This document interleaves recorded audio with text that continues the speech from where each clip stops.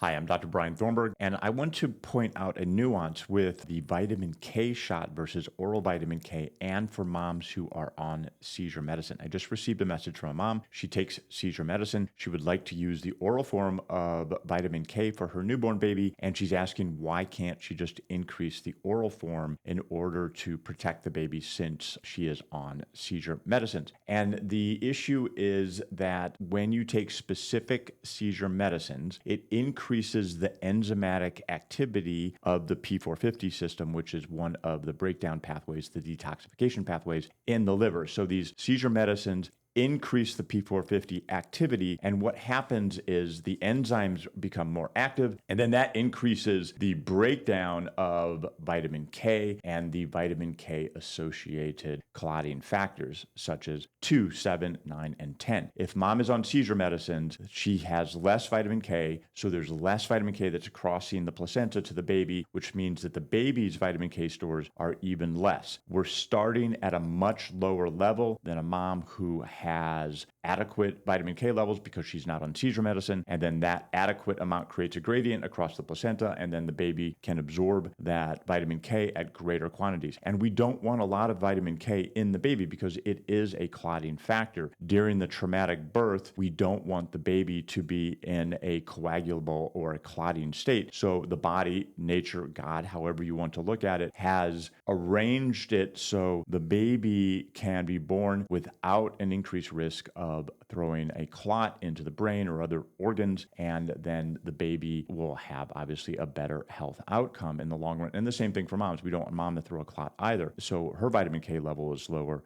during pregnancy as well. And then the seizure medicine further decreases it. So you don't want to rely on an oral vitamin K because of the lower baseline. You want to give something that is going to immediately raise the vitamin K level to a more adequate point by administering the injectable form. And the injectable form of vitamin K does not have preservatives. It is carried in an oil. In an ideal world, you wouldn't have to give the injectable form. You could do the oral form, but there are certain conditions where we want to be safe because nobody wants to risk very negative outcome with the baby, having a stroke, bleeding. Vitamin K deficiency bleeding is very real. It happens in 1 of 60 kids, so we don't want to challenge that edge. It's not worth the trade-off, and that's why we don't give oral forms of vitamin K with seizure medicines. And thank you for watching.